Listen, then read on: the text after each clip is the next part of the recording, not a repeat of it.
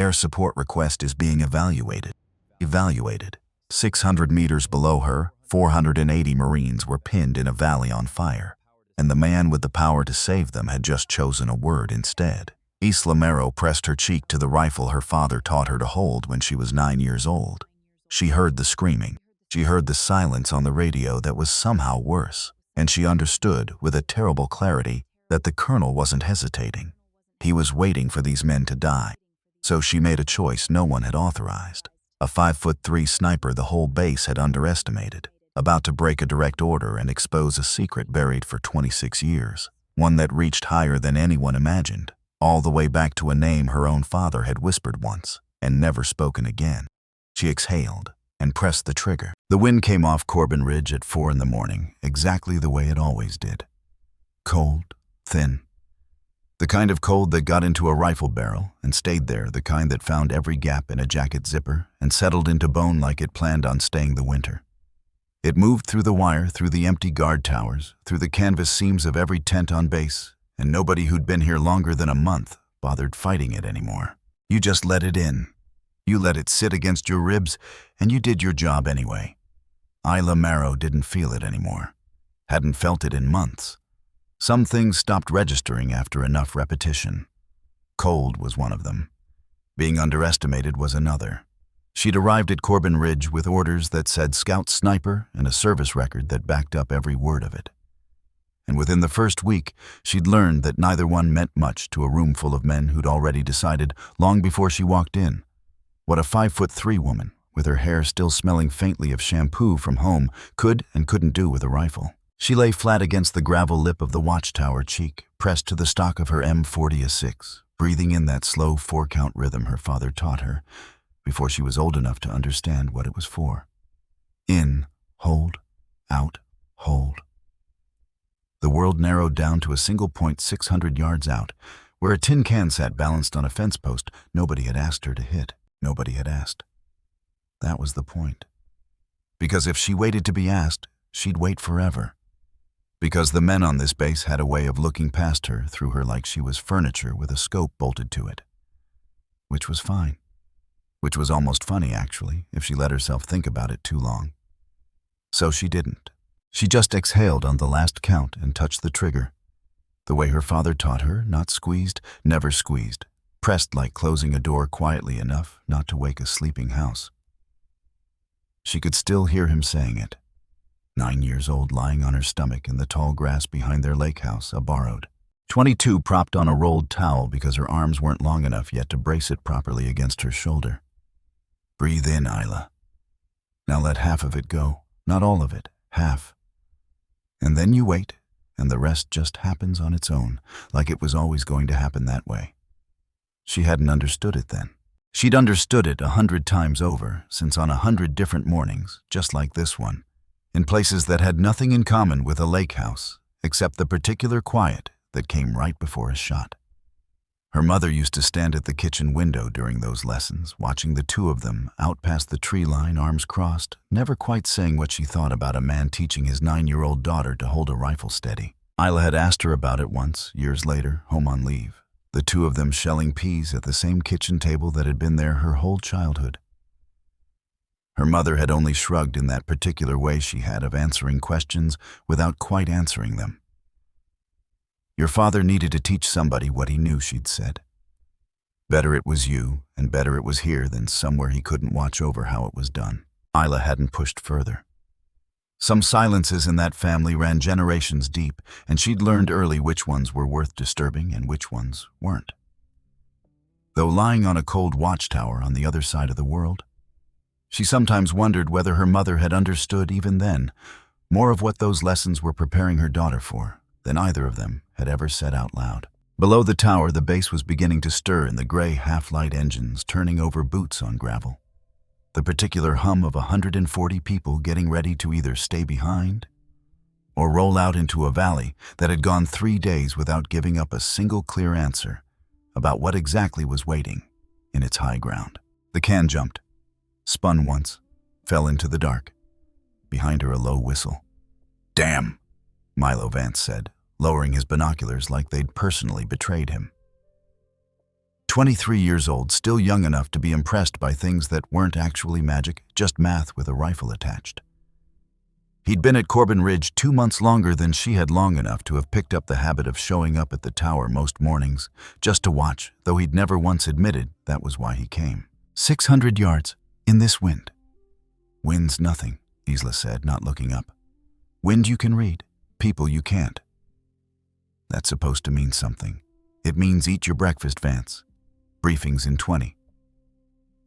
He didn't move right away. Just stood there staring at her like she'd pulled a rabbit out of a hat, instead of doing what she did every single morning, at this exact hour, on this exact tower, for no reason, except that her hands didn't know how to stay still. And her mind didn't know how to stop checking whether her skills still worked. She almost smiled. Almost. Then she remembered where she was. Remembered the mess hall window down below, and the particular way certain men liked to watch her from a distance and draw their own conclusions, and the almost smile folded itself back up before it fully arrived. Because that was the other rule. The one nobody wrote down, but everyone enforced anyway. Don't look pleased with yourself.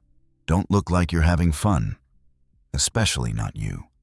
Especially not a 5'3" sniper whose hair still smelled faintly of her mother's shampoo 3 months after shipping out, because some habits refused to die just because the world around them turned ugly.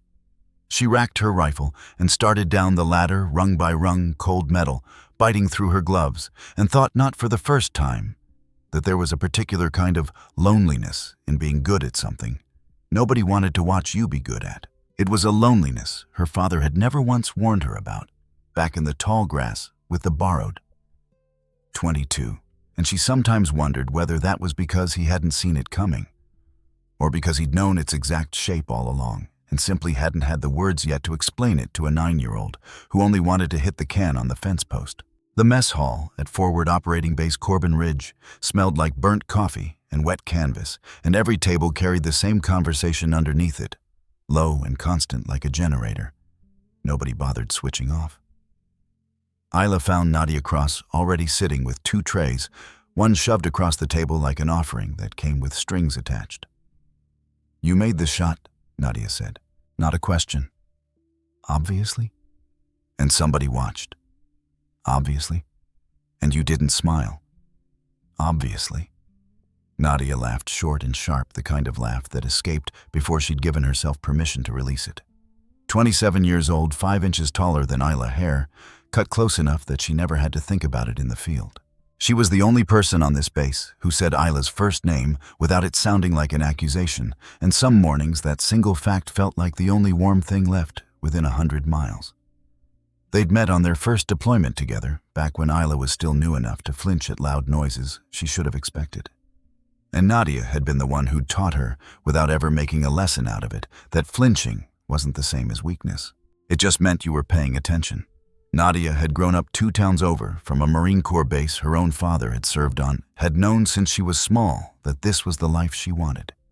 And she carried that certainty the way some people carried faith, quietly, without needing to explain it to anyone who hadn't lived it themselves. She never talked about home the way Isla did, in soft, aching detail.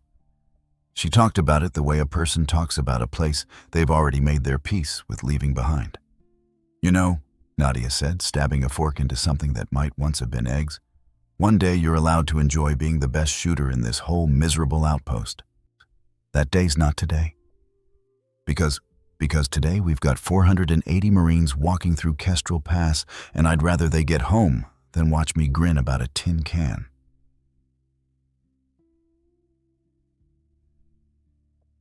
That silenced Nadia for exactly 3 seconds. Long enough for something to move behind her eyes, worry maybe, or the particular flavor of dread that came from knowing a number that large had a way of turning into a different, smaller number by nightfall. Then she nodded once, like she was filing the feeling away, somewhere she could deal with it later, when there was time, when there was ever time for anything on this base, except the next task in front of them. Briefing, she said instead. Briefing. Isla agreed, and they left their trays half full because neither one of them had ever managed to eat before a mission that mattered. It was a small superstition. Neither of them called it that out loud, though both of them knew exactly what it was. The operations tent smelled like diesel an old map's ink gone soft at the folds from 100 briefings just like this one. Staff Sergeant Griffin Boone stood at the head of the table, arms crossed, the posture of a man who'd learned years ago that folded arms made people listen faster than raised voices ever did. 34 years old, built like a doorframe, and when Isla walked in, his eyes moved to her for exactly half a second longer than they moved to anyone else. Not unkind, just measuring. Still measuring after 3 months of watching her put rounds through targets nobody else on this base could touch. Boone had come up through the ranks the slow way, the hard way. Every promotion earned by staying alive long enough to deserve the next one. And he carried that history, the way some men carried scars, visible. If you knew where to look, invisible if you didn't. He didn't trust easily. He'd told her that himself once, in the flattest voice imaginable, like it was simply a fact about the weather. She'd told him that was fine, because she didn't need him to trust her yet.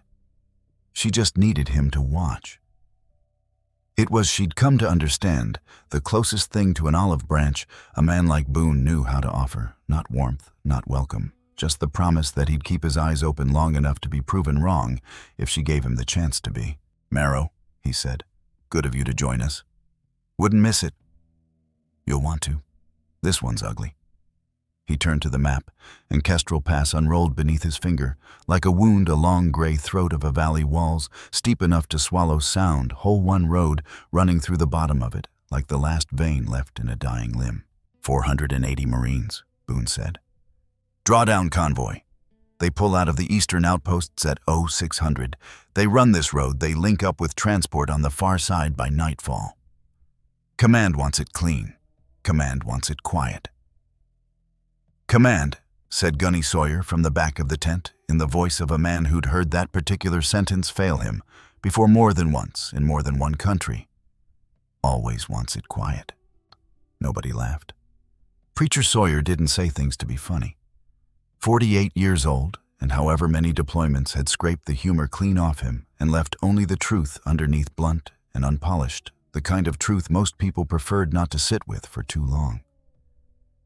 He'd earned the nickname Preacher, not from any particular faith, but from the way he delivered hard truths in briefings, flat, unadorned, like a man reading scripture he'd long since stopped expecting anyone to actually follow.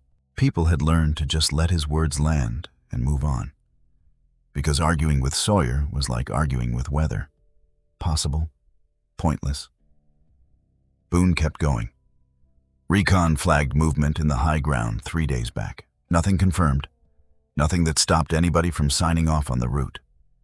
His finger tapped a ridge on the eastern wall of the pass. "This is our overwatch position. Marrow, you're on the glass." "Copy." "You understand what I'm asking?" "I understand there's 480 reasons to hit what I aim at." Something flickered across Boone's face, not quite approval, not quite doubt. Some third thing that lived in the space between the two. The same space he'd been occupying since the day she arrived, with orders that said Scout Sniper and a face that made half the base assume there'd been a clerical error somewhere upstream. He didn't say anything else. Just nodded once and moved the briefing along. And Isla let herself feel exactly 1 second of something like relief before pushing it back down where it belonged, buried beneath the next task and the one after that. Because relief was a luxury reserved for people whose day had already ended. Because hers hadn't started yet. Because somewhere out past the wire, 480 men were about to walk into a throat of gray rock on the strength of somebody's guess that 3 days of silence meant nothing at all. After the briefing broke, Sawyer caught her by the tent flap, the way he sometimes did when he had something to say that he didn't want said in front of the whole room. He was 48 years old and looked every year of it gray, already claiming his temples. A scar along his jaw he'd never once explained to anyone who'd asked. He'd served in places most people on this base had only read about in books, and he carried that history the way some men carried a limp, quietly, and only noticeable if you knew to look for it. "You know why nobody trusts a good shot who doesn't miss?" he said, not quite a question. "Enlighten me." "Because good is one thing. Perfect makes people nervous. Perfect means somebody's got to explain why they didn't trust you sooner." He studied her for a second the way he studied maps, like he was looking for the fold that would tell him where the terrain actually broke.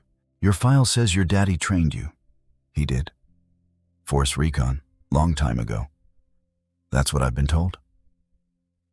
Something flickered behind Sawyer's eyes, brief, unreadable, gone before she could name it. "I knew some Force recon men back when," he said. "Good ones don't talk about it much. The really good ones don't talk about it at all." He nodded once like he'd confirmed something to himself and walked off toward the trucks before she could ask him what exactly he meant by that, leaving her standing there with one more question added to a pile that was already taller than she liked. She watched him go broad-shouldered and unhurried, a man who moved like the war had stopped being able to surprise him a long time ago, and found herself wondering, not for the first time, exactly how many names like her father's he was carrying around inside that silence of his, and whether any of them would ever surface the way this one was about to. They rolled out at 0540 headlights, off engines low. The whole convoy, moving like something trying not to wake an animal that hadn't decided yet whether it was sleeping or only pretending to. Isla rode in the back of the lead Humvee with her rifle across her knees, and Nadia beside her, close enough that their shoulders touched every time the truck found a rut, which was often because Kestrel Pass had never once believed in smooth roads. "You ever think about home?" Nadia asked. Out of nowhere, the way she always did, like the thought had been sitting behind her teeth for miles before she finally let it loose. "Every day." "What's it look like, home?" Isla almost didn't answer. Then she did, because something about the dark and the engine noise made it easier to say true things out loud, things that felt too soft for daylight. "Small house, lake behind it. My mom on the porch every evening at 6, whether I'm there or not, like she's still waiting for my dad to walk up from the dock, even though he's been out of the field for 15 years. A pause. "She says she can't break the habit. I think she just likes having something to wait for." "And your dad?" "Doesn't talk about the job. Never has. Except..." She stopped. "Except what?" "Except there's a box in his closet I found when I was 14. Citations, photographs. A unit patch that doesn't match anything I've ever seen since, not in any manual, not in any history I've been able to track down. I asked him about it once." "What did he say?" She remembered it more clearly than she let on. 14 years old, home alone on a rainy afternoon, looking for a sweater in the back of her parents' closet and finding instead a shoebox pushed so far into the corner it had clearly been placed there to be forgotten. Citations with names blacked out. A photograph of 6 men in gear she didn't recognize standing in front of a landscape that looked nothing like any of the wars she'd studied in school. And beneath all of it, folded carefully, a patch. A unit insignia she'd never seen before or since. Not in any book, not in any museum, not anywhere a curious teenager with an internet connection could think to look. Her father had come home early that day. She'd still been sitting on the closet floor when he found her box open in her lap, and for one long moment he hadn't said anything at all. He'd just looked at the box, and then at her, and something in his face had gone somewhere very far away, somewhere she couldn't follow him to. "Dad, what is this?" He'd knelt down slowly the way a much older man might have, and closed the lid himself gently like it was something sleeping that he didn't want to wake. "That's a part of my life I don't get to have back," he'd said. "And some of it isn't mine to tell you. Not because I don't trust you. Because it belongs to other people too, and some of them can't tell it themselves anymore." "Are they, Isla?" Just her name, quiet, final. And that had been the end of it. "He said some stories aren't his to tell alone." Isla shrugged, though nobody could see it in the dark. "I let it go. Should have asked harder, maybe. Didn't. I think some part of me was scared of what the answer would turn out to be." Nadia didn't answer right away. And when she finally did, her voice had dropped into something quieter, gentler. The register she saved for the moments that actually mattered, and not the ones that only pretended to. "You'll ask him when you get home." "Yeah. Promise. Don't do that." "Do what?" "Make me promise things before a mission. Bad luck."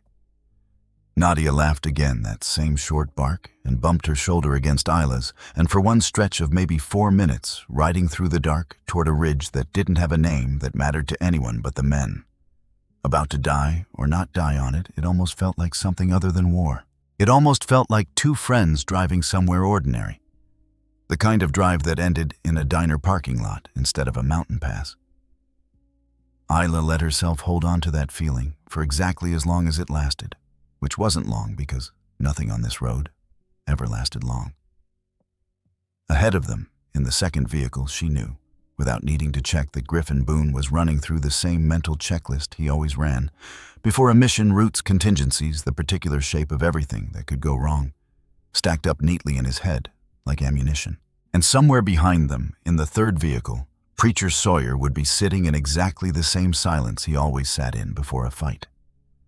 A silence that had less to do with fear and more to do with a man who'd simply run out of things left to say about violence a long time ago. The road narrowed as they went, the walls of the pass closing in slowly on either side, until the sky above them shrank to a pale gray ribbon threaded between two black masses of rock. Isla had seen mountains before, plenty of them, but there was something about Kestrel Pass specifically that always settled wrong in her chest, the way sound behaved differently. In here, flattened and swallowed, the way her own breathing sounded too loud in her own ears, the deeper the convoy pushed into it. Nadia had gone quiet beside her, the easy conversation of a few minutes earlier, folding itself away the same way it always did once the terrain started demanding attention instead of small talk. Then the convoy stopped, and the ridge came up out of the dark like a held breath. And the moment ended the way all of them eventually did, quietly, without asking permission. The climb took 40 minutes in full kit. Isla found her position where the rock folded into a natural shelf, 600 meters above the road. Glass laid across a flat stone that had probably sat there since before anyone alive had a name for this valley. Nadia settled beside her with the spotter scope, and below them, the convoy began its slow crawl into the throat of the pass. Headlights, still dark engines, a low continuous growl against rock walls that swallowed sound like they were hungry for it and hadn't eaten in a long while. "Talk to me," Isla said. Convoys at the halfway mark. Lead vehicle second, third. Boone's team's riding the middle. No movement on the west wall. No movement on the... She stopped. "Nadia. Wait." A pause that went on a beat too long. Wait. What? West wall, 200 meters up from the road. I've got glint, metal, multiple positions. Allosaurus. Isla's eye found the glass before her brain finished catching up, the scope sweeping left, settling, and there it was. Not one position, not two, but a whole ridge of them, spaced with a precision that made her stomach drop before she even understood why it should. Because recon flagged movement 3 days ago. Because command called it nothing. Because nothing didn't look like this. This looked like men who'd had time to dig in time, to range their shots, time to know exactly which stretch of road the convoy would be crawling through the moment the sun came up enough to see by. "Boone," she said into the radio voice, flat, controlled, the only kind of voice that mattered right now. "Overwatch to actual. We've got multiple hostile positions on the west wall. This isn't opportunistic. This is set." Silence on the other end. 1 second, 2. "Say again, Overwatch." "They knew we were coming, Boone. They knew the route. This wasn't luck, and it wasn't a guess. Somebody gave them the timeline, which was the moment the west wall lit up. The first rounds hit the lead vehicle before Isla even had a target acquired. Sparks screaming off the hood, and then the whole ridge opened up at once. A wall of sound rolling down into the valley, like the mountain itself had decided to collapse on top of 480 men, with no cover and nowhere to run. Contact left, contact left. Radio traffic exploding into chaos, voices overlapping, panic threading through discipline like a crack spreading through glass that hadn't quite shattered yet, but clearly intended to. "Eyes on shooter, second position, 200 meters elevated." Nadia called out, steady despite the noise, steady because that was her job and she had never once failed it, not on any ridge, not in any weather. "Isla, you've got him." Isla exhaled. Found the shape through the scope, a man prone, rifle braced against rock, and behind that thought, a second thought arrived. Uninvited, unwanted. The thought that always arrived in this exact half-second and never once got easier. No matter how many times she lived through it, he's somebody's son. And then she pressed the trigger anyway, because 480 men down in that valley were somebody's sons too. And math like that didn't leave room for hesitation. However much she might have wished it did, the shape went still. "One down," Nadia said. "Second position adjusting. They're not falling back. They're not falling back. They're pressing." Because that was wrong. Because ambush teams hit and ran, that was the whole design of the tactic: hit hard and disappear before return fire found them. Except these men weren't running. Which meant something else entirely. Which meant somebody down there wanted this convoy dead, not scattered, and had built a position solid enough to sit through return fire and keep pressing anyway, patient in a way that ordinary insurgents rarely bothered to be. Below them, the valley had turned into something out of a nightmare, rendered in real time, vehicles burning, men dragging other men behind whatever cover the road offered. Which wasn't much, which was barely anything at all against a wall of gunfire coming from higher ground, with better sight lines than any of them had bargained for. Isla's radio filled with Boone's voice, sharp, urgent, cutting through the noise like a blade dragged across stone. "Overwatch, I need suppression on that west wall. Now we are pinned and we are taking casualties." "Copy, working it." 3 more shots. 3 more silences where there had been muzzle flashes a heartbeat before. But there were more positions than she had time for, more shooters than one rifle could account for, and the gap between what she could do and what the moment demanded stretched wider with every second that dragged past. Because this was the problem with math. Because math didn't care how good a shooter was. 480 men and a valley on fire, and 1 rifle wasn't a ratio that resolved itself cleanly, no matter how precise the shot.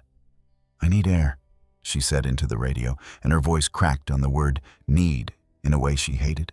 Instantly, hated the way it slipped out, sounding like fear instead of urgency. "Overwatch to base, I need close air support on the West Ridge, coordinates incoming. We are danger close and losing ground." Static. "Base, do you copy? I need air support. Overwatch, hold." A new voice, now cool, measured, a voice that had clearly never once lain on cold rock, waiting to see whether the next second belonged to it or to something worse. "This is Colonel Crow. Air support request is being evaluated." Evaluated. The word tore out of her like something ripped along a seam. Below her, the valley screamed. Actually screamed, a man's voice, raw, cut off mid-syllable by something she didn't let herself picture too clearly. "Sir, there is nothing to evaluate. We have 480 Marines pinned in a kill box, and I am watching them die in real time. Overwatch, stand by." The line went quiet. Not dead. Quiet. Which was worse somehow, because dead was an accident and quiet was a choice. And some part of her, the part that had grown up watching her father go still and unreadable, every time someone asked him about his service, understood with a cold, sinking certainty that this particular quiet belonged to the second category, not the first. "Isla?" Nadia's voice, close, urgent, pulling her back from wherever her mind had started drifting. "Talk to me. What's the call?" "There is no call. Crow's sitting on it." "Sitting on it? People are dying down there." "I know. So what do we—" "I don't know yet." Which was a lie, actually, because some part of her already knew, had known since the word evaluated landed wrong in her ear like a stone dropped into still water. Watching the ripples spread out into shapes she didn't much want to look at directly. Because a battalion commander who hesitated this long over air support during an active ambush wasn't being cautious. He was buying time. And the only question left, the only one that actually mattered right now, was time for what exactly and for whom. Below, the fighting hadn't slowed. If anything, it had tightened, condensed, the kind of engagement that happened when both sides understood exactly how much was at stake, and neither one intended to be the side that blinked first. Isla watched through the scope as Boone's team dragged a wounded man behind the burning frame of the lead Humvee. Watched Milo Vance. She recognized the shape of him, even at this distance. The particular way he moved, quick and small and scared and doing his job anyway. Sprint low across open ground to reach a radio pack that had been thrown clear of the wreckage. Second position still active, Nadia called. Third position coming online. Upper left. They're bringing more guns to bear. I see it. Down in the wreckage of the convoy, Isla caught sight of Preacher Sawyer through the scope moving between two burning vehicles, with a wounded Marine slung over one shoulder, like the weight of him was nothing at all, like carrying a full-grown man out of a kill zone was just another Tuesday. He set the man down behind the frame of an overturned supply truck, checked the wound with 2 fingers pressed hard against it, and then rose again. Rifle up, laying down cover fire toward the west wall. With the flat mechanical calm of someone who had done this exact motion in this exact kind of chaos more times than he could count, and had simply stopped letting it rattle him somewhere around the second or third time. A third shooter position opened up from a fold in the rock she hadn't clocked yet. Rounds chewing into the dirt 6 feet from where Sawyer knelt, and Isla's whole body went cold. In the half-second it took her to swing the scope, find the muzzle flash, calculate the drop across 400 meters of shifting crosswind and fire before the 4th round could land any closer than the 3rd had. The position went quiet. That's 3, Nadia said, voice tight. Isla, that's 3 and we are still not clear. Isla, we are running out of runway here. I know, Nadia, I know. Because knowing wasn't the same as having an answer. Because the answer sat somewhere on the other side of a radio silence that Colonel Crow was actively choosing to maintain, while men who trusted the chain of command to actually function died waiting on a decision that should have taken 4 seconds and was instead taking forever, stretching out longer than any single decision had a right to stretch. She thought of her father, thought of the box in his closet, the citations, the patch that matched nothing the way he went quiet in that particular way of his, whenever the subject of command decisions came up in a room with the television on and some other war playing out in miniature on the screen. Some stories aren't mine to tell alone, he'd said. She'd let it go then. She wasn't sure watching the valley burn beneath her that letting things go was a habit she could keep affording. She thought, too, of the very first time she'd understood what her father's silence actually cost him. She'd been 16, home from a school trip, and a documentary about some other war entirely had come on the television while he sat in his recliner with a beer going warm in his hand. He hadn't said a word through the whole hour. But when it ended, he'd gotten up, turned off the television, and gone out to the dock alone, and stood there until well past midnight. And when he came back inside, he hadn't looked like her father anymore. He'd looked like a man carrying something so heavy that standing up straight under it had become its own private act of courage. She hadn't understood it then. She was starting to understand it now, 600 meters above a valley, on fire, waiting on a silence that felt exactly the same shape as his. "Base, this is Overwatch," she said into the radio, and her voice had changed, now gone flat and cold in a way that surprised even her. "I am requesting immediate air support on the West Ridge. If that request is denied, I need to know now because I have options up here, and I am running out of patience to wait on people who are not watching what I am watching." Silence. Then Crow's voice again, careful, unbothered, in a way that made her jaw tighten until it ached. "Overwatch air assets are not available for this engagement. Advise your team to hold position and await further instruction." Hold position. She repeated it back like the words tasted wrong in her mouth, which they did. "Sir, with respect, holding position means watching this convoy get cut apart while I have a clear line on the shooters responsible for it. That is the order, Overwatch." There was a version of Isla, the one who'd stood at attention through 4 years of training. The one who'd learned to say yes, sir, and mean it. The one who believed, mostly still believed, that orders existed for reasons bigger than any single moment could reveal who wanted badly to hold. That version of her had been built carefully over years, out of respect for a chain of command her own father had served inside of for 2 decades without once, as far as she knew, breaking it. But that version of her had never lain on a rock and watched a man's voice get cut off mid-scream while the person who could stop it decided the request needed evaluating. "Copy," she said, which wasn't agreement, which was just the word the radio required to close the transmission. Nothing more, because some other part of her mind had already started moving past the conversation entirely. Already started counting angles, wind distance, the shape of the ridge above the second enemy cluster. The math of what one rifle could still accomplish, even without air support, even without permission, even without anyone above her, willing to make the call that so clearly needed making. Isla? Nadia's hand found her shoulder, just for a second, just long enough to mean something real. What are you thinking? I'm thinking Crow just told 480 men to die quietly, so nobody has to explain anything later. That's not... Nadia stopped herself, because she'd watched the same silence stretch too long to argue the point with any real conviction. Isla, if you go off script, I know what it costs. Do you? I know what it costs more if I don't.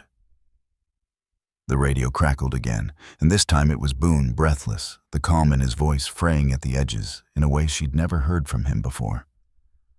Overwatch, be advised, we have multiple casualties. Repeat, multiple casualties. Second vehicle is fully engulfed, and we cannot reach the men inside it.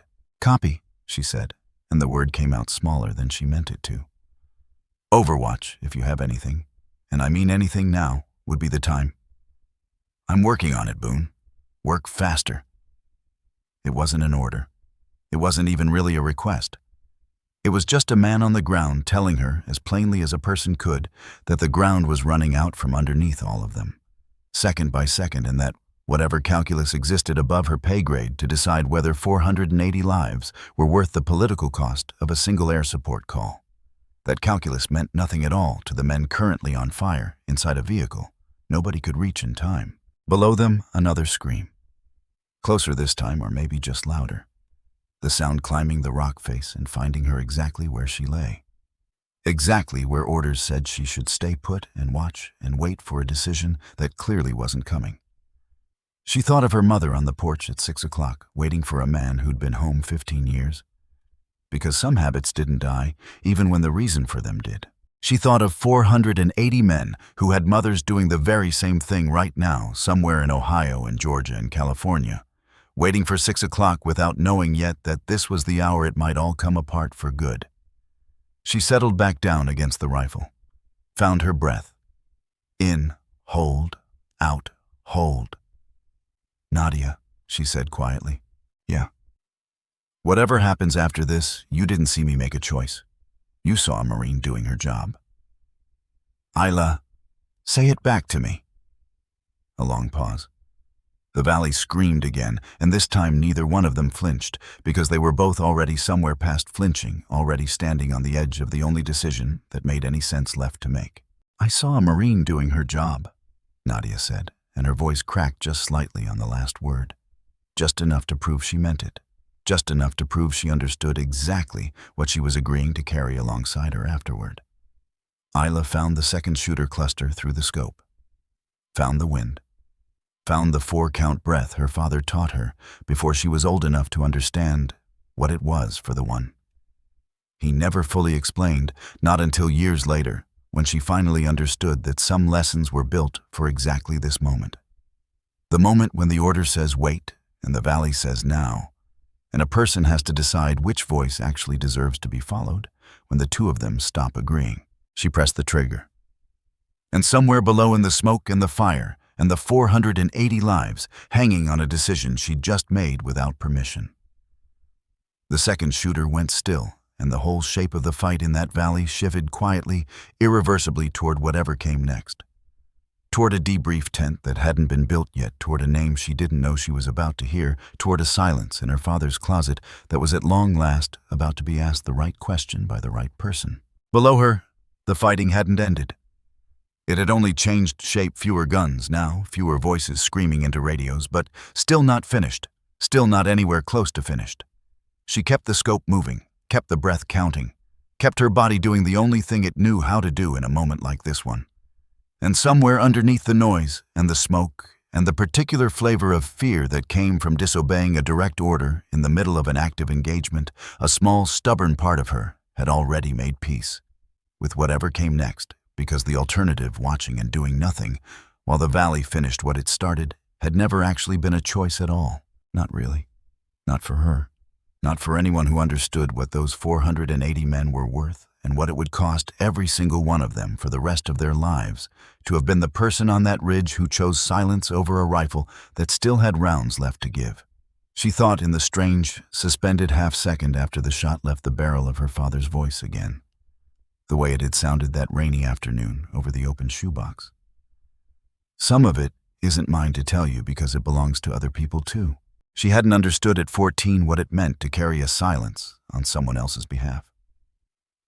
She understood it a little better now, lying on cold rock with a rifle still warm beneath her hands, having just carried a silence of her own.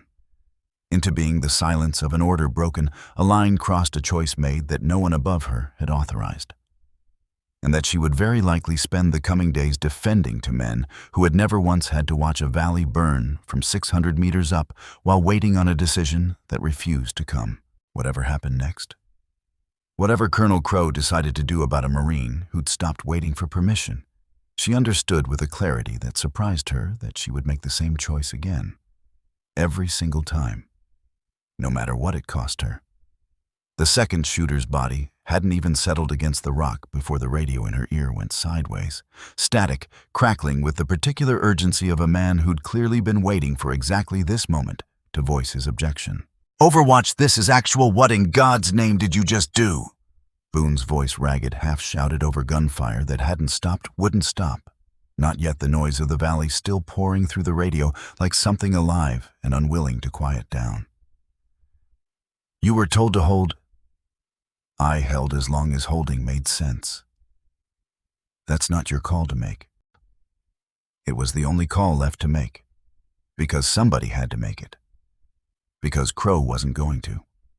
Because 480 men scattered across a burning valley with nowhere safe left to stand didn't have the luxury of waiting on a decision that kept getting evaluated into non-existence, one careful word at a time while the mountain kept collecting its due. Isla didn't say any of that into the radio. She just found the third position through the scope, found the wind, found her breath, and kept working because the valley below her hadn't stopped needing her to. "Talk to me, Nadia." "Third position still hot. Fourth position, wait." A pause that landed wrong. "Wait, they're not falling back." "Mas, say that again." "They're not falling back, Ela. We just took out 2 shooters and the rest of them are pressing harder. That's not an ambush team anymore. That's something else." Which was true, which was the thing that had been sitting wrong in her stomach since the first shots landed, because ambush teams hit and ran. That was the whole grammar of the tactic. And these men weren't speaking that language at all. They were dug in. They were disciplined. And discipline like that didn't happen by accident on a ridge 3 days after recon flagged, nothing confirmed, and moved on without a second look.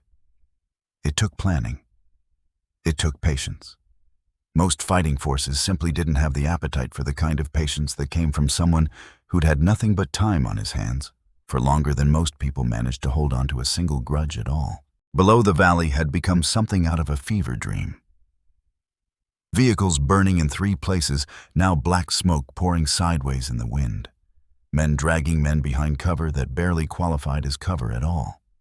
She found Boone's team through the scope pinned behind the shell of the lead Humvee, Milo Vance flat against the dirt beside a radio pack he refused to abandon. Preacher Sawyer laying down suppressive fire with the flat mechanical calm of a man who had done this exact thing in moments exactly like it 30 years earlier, and had never quite managed to leave any of them behind for good. "Fourth position," Nadia called. "Upper left. Isla, they've got a heavy weapon coming online." "I see it." "You've got maybe 10 seconds before that thing's got line of sight on the whole convoy." "I know." She didn't have 10 seconds to spend on knowing. She had 10 seconds to spend on math, wind drift elevation, the half-breath window between one gust and the next, and she spent it exactly that way. And the shot went out clean, and the heavy weapon position folded in on itself in a way that made it very clear it wasn't coming back online again. Not today. Not for anyone. Silence rolled down the ridge in patches after that. Not full silence. Just fewer guns. Just the particular quiet that came after a fight had been broken instead of finished, the kind where everyone still alive knew it wasn't over. Just paused, just holding its breath the same way she was waiting to see what the mountain intended to do next. Overwatch. Crow's voice again cutting through the radio like something cold, sliding under a locked door. You were given a direct order to hold position. I disobeyed it, sir. You understand what that means. I understand 480 men are alive right now who weren't going to be otherwise. A pause on his end, long enough that she could almost picture him on the other side of it. A man weighing something that had nothing to do with the battlefield in front of him at all. Something further back, something older than this valley and this convoy and this particular morning. We'll discuss this when the convoy is secure, he said finally. And the line went dead, in a way that felt less like the end of a conversation and more like a door being quietly shut on something he had no intention of ever letting anyone look at too closely. Isla? Nadia's hand on her shoulder again. You good? I don't know yet. That's not an answer. It's the only one I've got. Because somewhere underneath the adrenaline, underneath the 4-count breathing, and the clean shots, and the convoy still crawling forward through smoke toward the far end of the pass, a small cold thought had already taken root and wouldn't leave her alone no matter how hard she tried to outrun it. He knew exactly how long to wait. Not too long to look like he'd sacrificed the convoy outright. Not short enough to actually save it cleanly, either. Just long enough that if she hadn't broken the order, this valley would be a very different kind of quiet by now. The permanent kind. They held the ridge for another hour before the all-clear finally came through. And by then Isla's hands had gone from steady to shaking, in the particular way they always did afterward, once the job was done, and the body finally remembered it was allowed to feel things again. All the things it had refused to feel, while there was still work left to do. The walk down off the ridge took longer than the climb up had every muscle in her legs, registering all at once the hours she'd spent motionless against cold rock. Nadia walked beside her in silence, spotter scope slung over one shoulder, and neither of them said anything until they reached the valley floor and had to step around what was left of the second vehicle. A twisted black shell still ticking as it cooled, and Isla made herself look at it directly instead of away. Because looking away felt like a luxury that belonged to someone who hadn't just decided alone what this valley was allowed to cost. She counted the body bags without meaning to, the way her eyes just found them, and did the math on their own before the rest of her caught up. 6. She'd known the number already from the radio chatter. But knowing a number and standing close enough to see the shape of it laid out on the ground were two very different kinds of knowing. And only one of them stayed with a person afterward, following them into whatever tent they tried to sleep in that night. A young corpsman knelt beside one of the bags, hands still slick, staring at nothing in particular, and Isla recognized the exact expression on his face, because she'd worn it herself more than once. The specific blankness of someone whose body had run out of anything left to feel and was simply waiting patiently for the feeling to come back on its own schedule. Boone found her there on the valley floor, and for a moment, neither of them said anything at all. He just stood beside her looking at the same wreckage she was looking at, and when he finally spoke, his voice had none of its usual edge in it. 474, he said quietly. You did that. 6 didn't make it. I did that too. That's not how this works, Marrow. Feels exactly like how it works. He didn't argue with her. He just put a hand briefly on her shoulder, the kind of gesture that meant more from a man like Boone than a paragraph of comfort would have meant from anyone else. And then he walked off to start organizing the recovery teams, because that was his job, the same way carrying this particular weight was apparently about to become hers. The debrief tent that night smelled like ash and antiseptic in equal measure. Boone stood across the table from her, arms crossed, and for once the measuring look in his eyes had shifted into something else, not quite approval, not quite gratitude, but close enough to both that she almost didn't recognize it on his face. 31 wounded, he said. 6 killed. It should have been the whole convoy, Marrow. Should have been a lot of things. You disobeyed a direct order, I'm aware. You also saved 474 men who are alive tonight because of it. He let that sit a second, let the number settle into the tent alongside everything else it was carrying. Crow wants you in his office at 0800. I figured.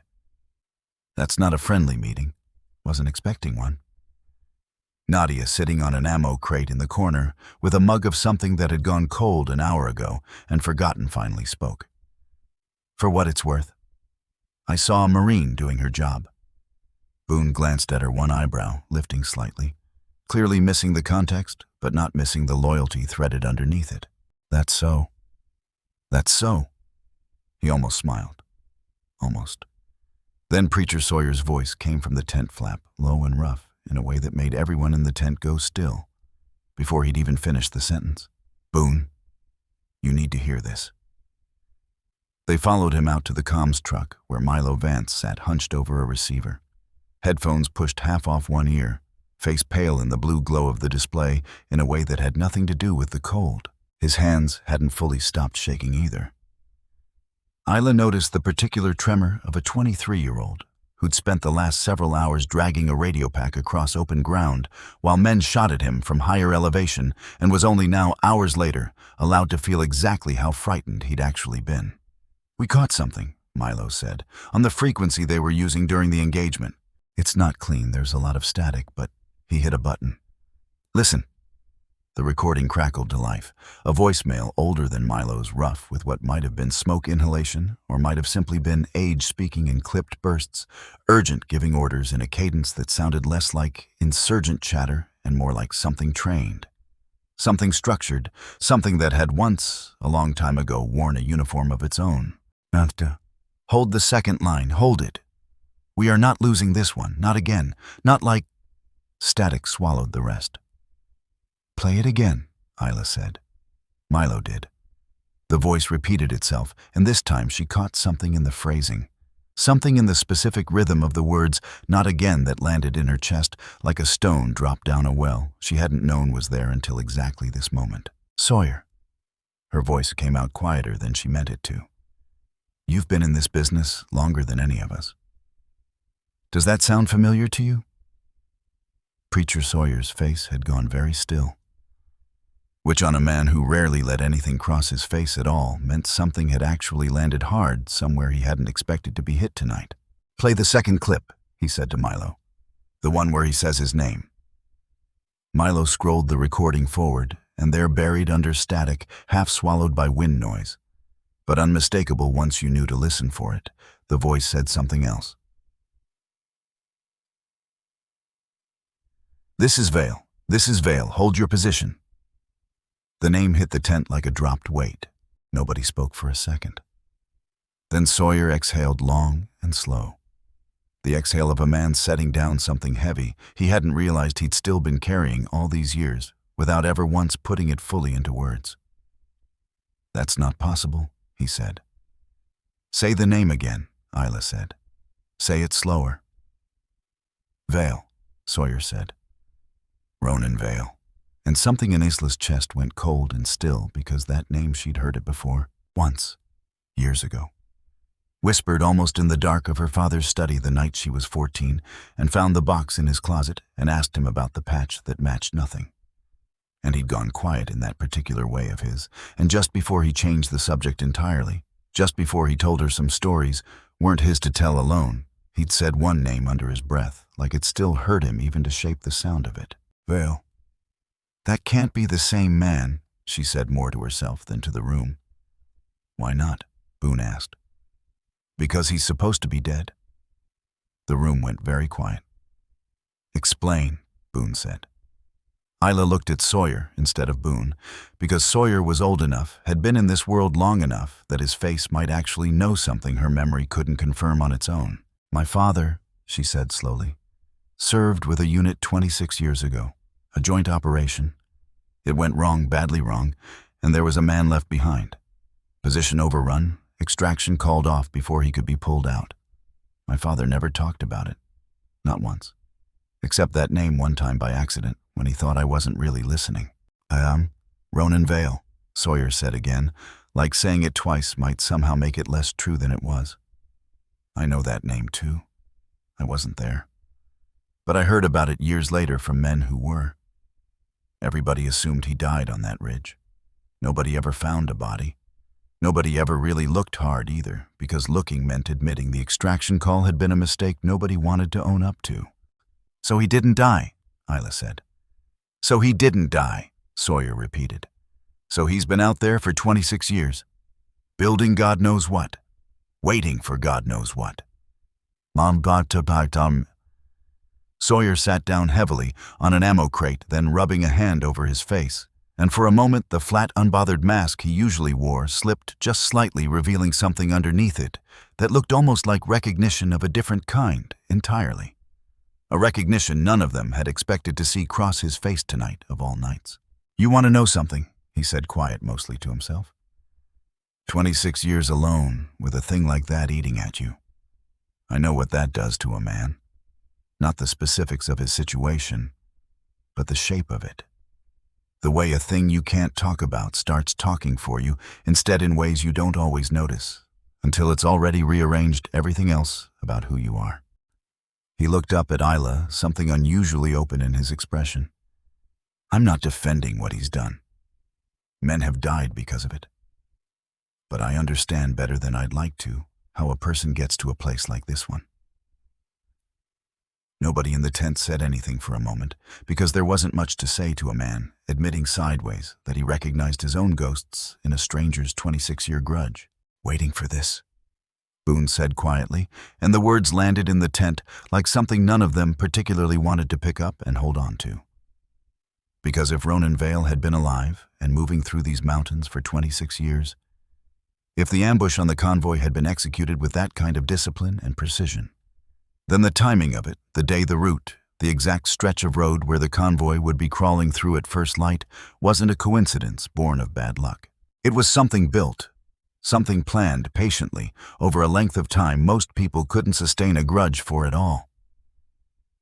Nadia had gone quiet in the corner of the tent, arms crossed, watching Isla's face the way she always did when something mattered more than the words being said out loud. "Isla," she said carefully, "how much do you actually know about what happened out there 26 years ago?" "Almost nothing. That's the problem." Isla ran a hand back through her hair, feeling the exhaustion of the last 20 hours finally catching up to her all at once. "My father served with a unit. Something went wrong. A man got left behind. That's the entire sum of what I know, and I only know that much because I found a box I wasn't supposed to find and asked a question he refused to fully answer. And now the man who got left behind is out there orchestrating ambushes against active convoys. That's the working theory, yes?" "That's not a working theory," Sawyer said low. "That's a war 26 years in the making, finally deciding to collect on what it's owed." "There's something else," Milo said quieter now, like he didn't want to be the one saying it, but couldn't hold it back either. "The intercept. It's not old. I mean, the equipment's old. Some of the gear on his end sounds like it's been sitting in a cave for a decade. But the signal itself, the timing data, the coordination, it's recent. Like somebody's still feeding him information. Right now. Tonight." The words settled over the tent like frost settling over a windshield. "Say that again," Isla said.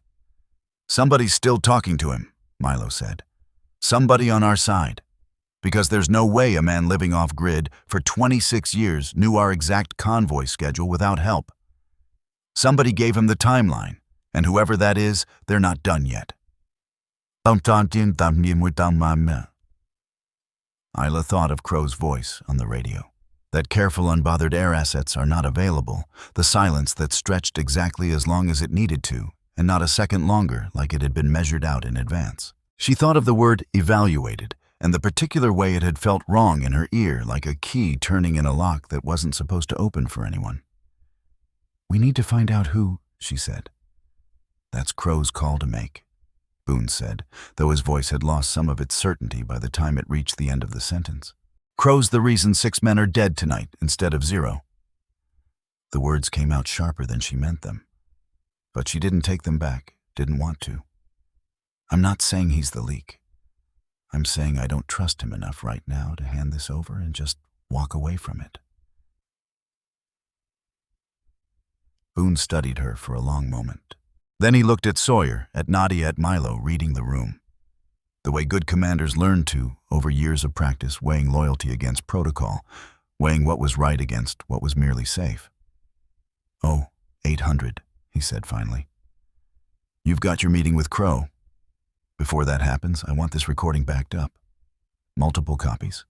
Somewhere Crow can't make it disappear if it turns out he's got a reason to want it gone. You think he's the leak?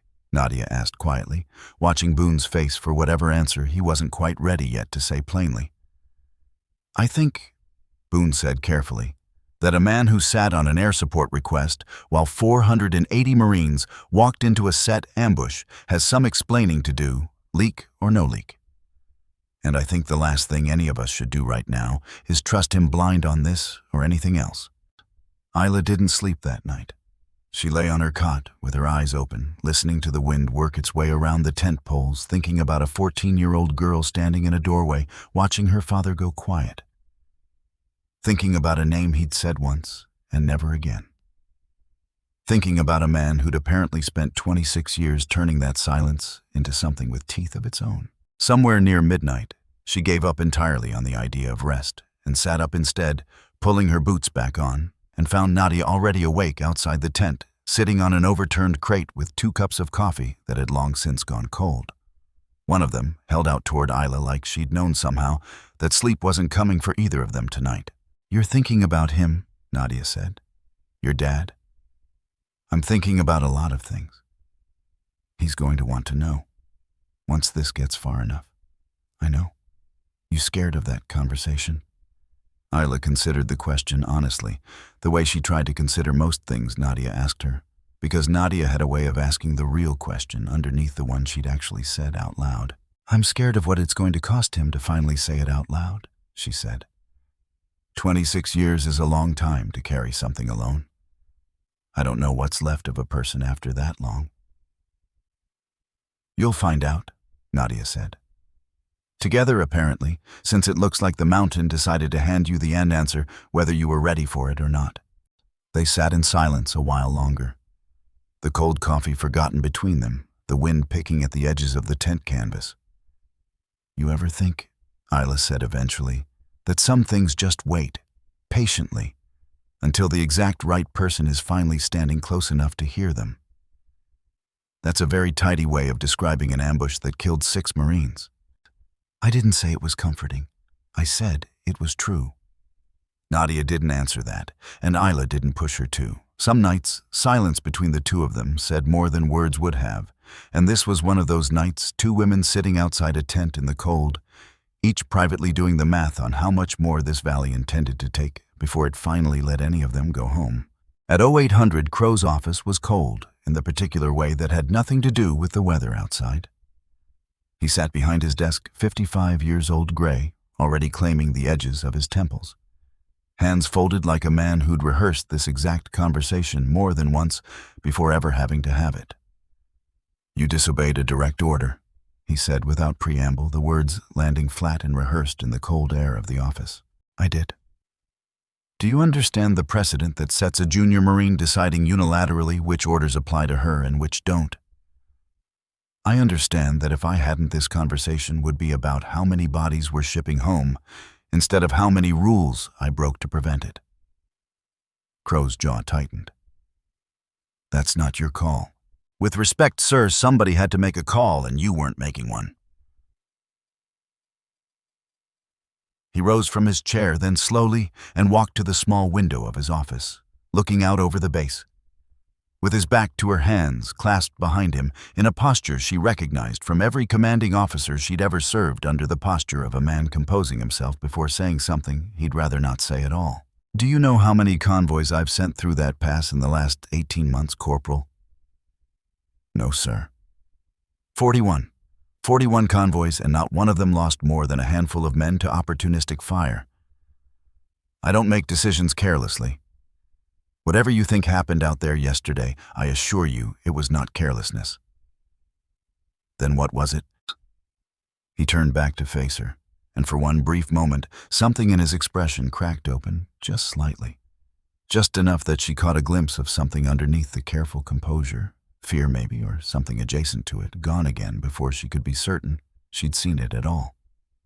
It was a judgment call, he said. One I stand behind. 11 minutes, sir. That's not a judgment call. That's a man waiting for something specific to happen before he lets himself act.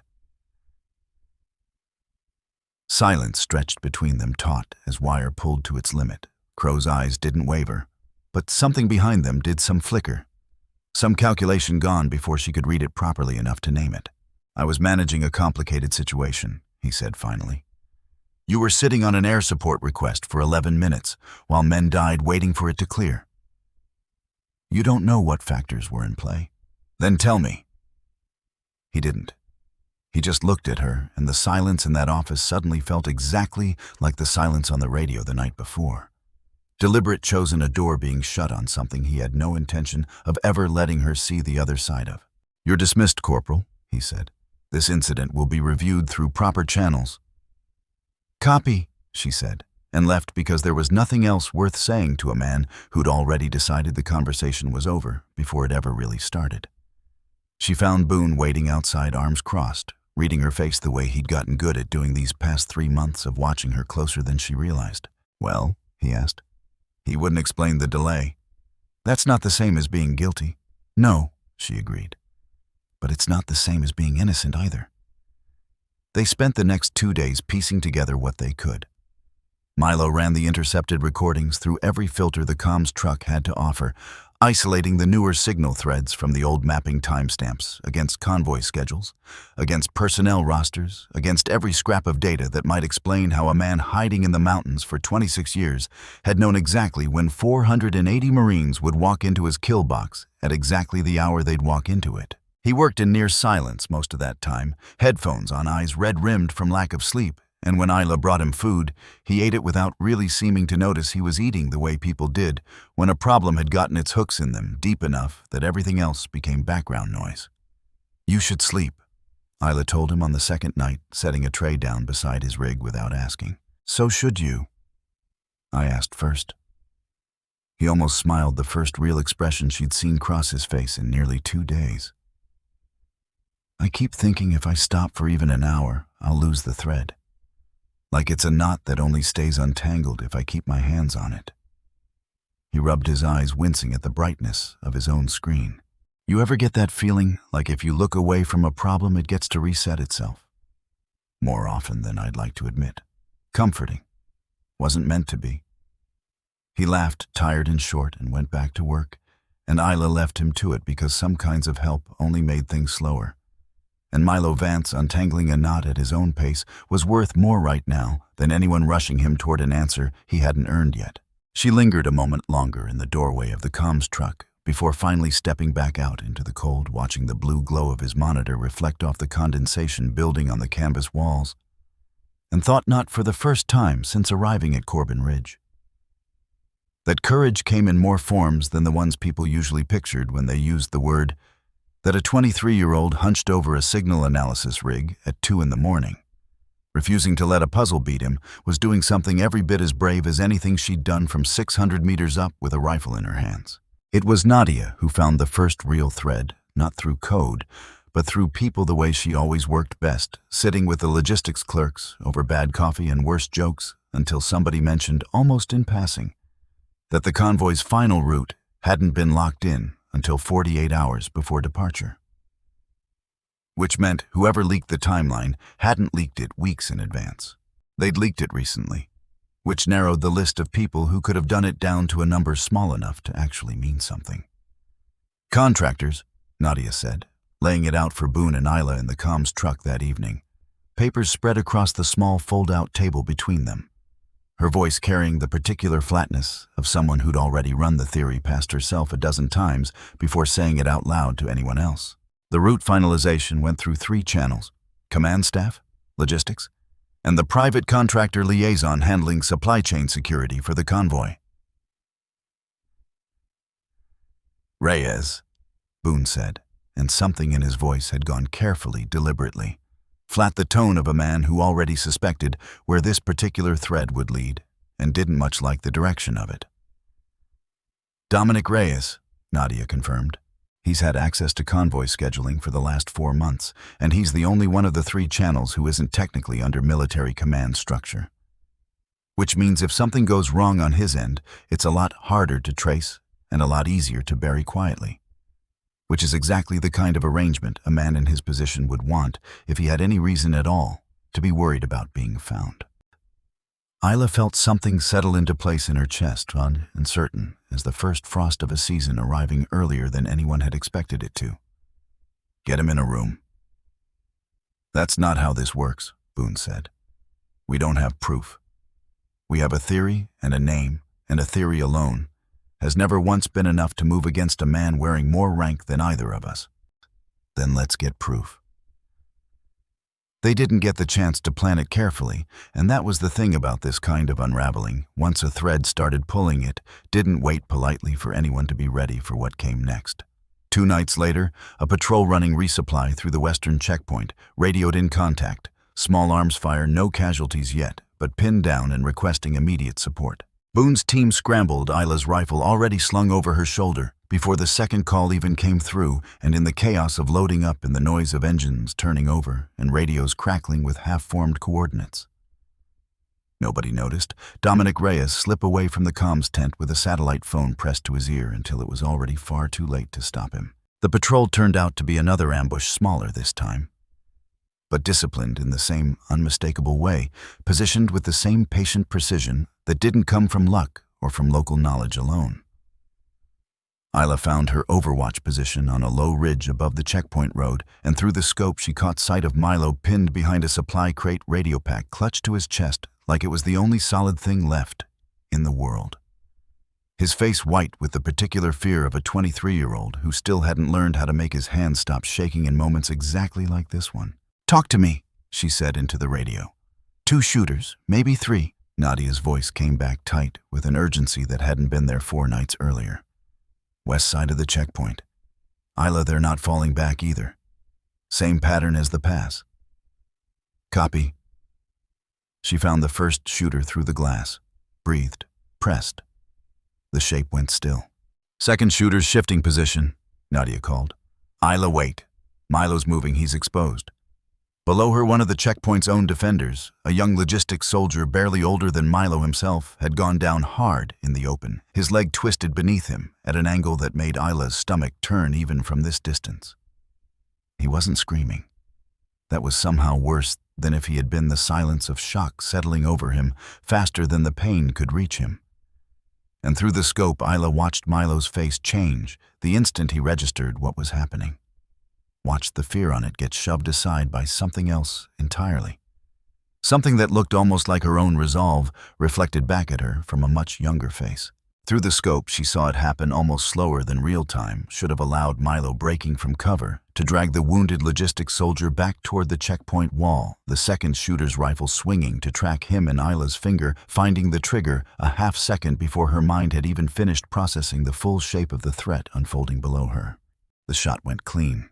The second shooter dropped, but not before his last round found its mark. "Milo's hit."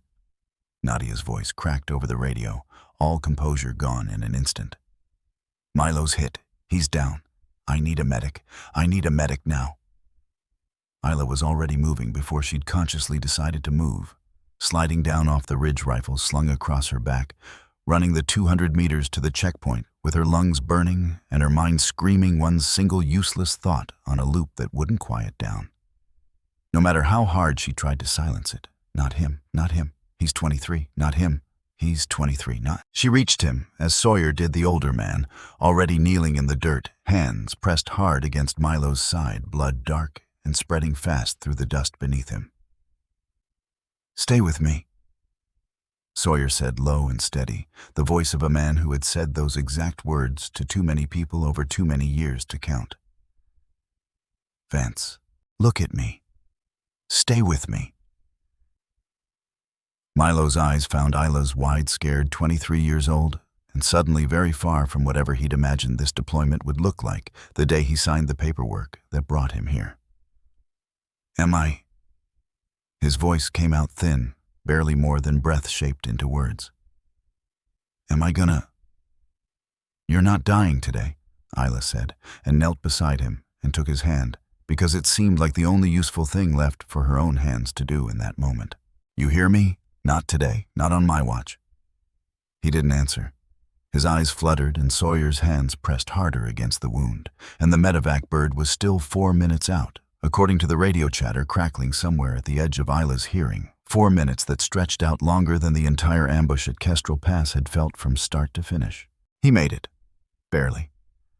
The bird got him out, and the surgeons on the other end did the rest, and 3 days later, word came back that he'd live, that he'd walk again eventually. That this particular scar would be one he'd carry forward, rather than one that carried him away entirely. But standing in the dust that night, watching Sawyer's hands turn dark red and Milo's eyes go glassy and unfocused, Isla had felt something in herself go very quiet and very cold, the same quiet that had settled over her the night she heard Ronan Vale's name for the second time in her life. It was a quiet she was starting to recognize as a permanent resident now. Something that had moved into her chest somewhere around the second ambush, and showed no signs of intending to leave anytime soon, no matter how many good outcomes she managed to wring out of increasingly bad situations. Before the bird lifted off, she'd leaned close to him one last time, close enough that only he could hear her over the rotor wash beginning to build. "You did good today," she said. "You hear me, that soldier's alive because you didn't stay behind that crate." His eyes found hers glassy, but present, fighting to stay present. "Feels like I did the opposite of good," he managed, voice barely audible. "Feels like I got shot doing something stupid." "Getting shot doing the right thing isn't stupid, Vance. It's just expensive." She squeezed his hand once hard, and then the medics were moving him, and she stepped back to let them work. And the last thing she saw of him that night was the particular stubborn set of his jaw. The one that told her he'd already decided somewhere underneath the pain and the fear that he wasn't done here yet, not by a long way. Because this wasn't random anymore. Because 2 ambushes in 4 days, both disciplined, both precisely timed, both hitting exactly where and when, they'd do the most damage that wasn't the work of chance. That was the work of someone still feeding information out in real time to a man who had spent 26 years turning abandonment into something with a rifle attached to it and a plan behind it.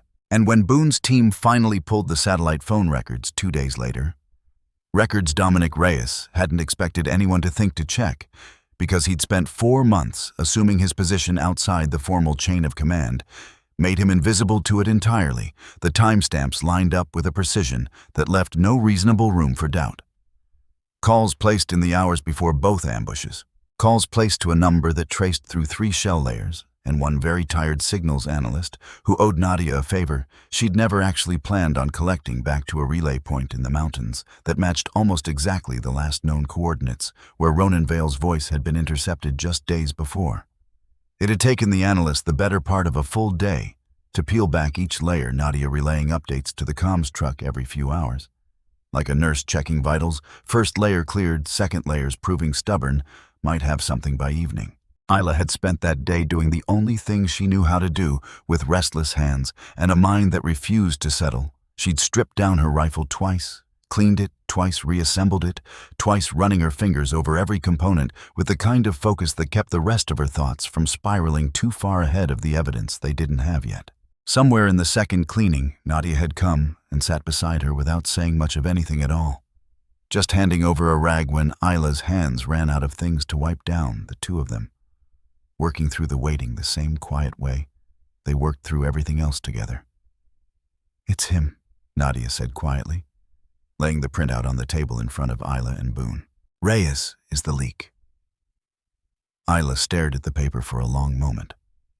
Then she looked up past Boone toward the comms tent flap beyond it, toward Crow's office, where a man who still hadn't explained in 11-minute silence sat behind his desk, pretending at least for now that the matter was already closed. "He's the leak," she agreed. "But he's not the only one with something to hide." Boone didn't argue with that.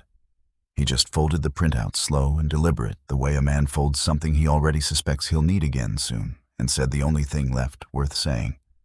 "Then we go higher." "You understand what that means?" Isla said quietly. "Going after a full bird colonel with a theory and a satellite phone log. I understand it means my career, if I'm wrong." Boone met her eyes, and for the first time since she'd arrived at Corbin Ridge, she saw something in his expression that looked less like measurement and more like resolve, settling into place beside it, a quiet recalibration of everything he'd spent 3 months withholding from her. "I also understand that 474 men are alive, because somebody in this tent stopped waiting for permission to do the right thing. Seems like a poor time for the rest of us to start waiting now. Nobody in that tent said Crow's name out loud. Nobody needed to.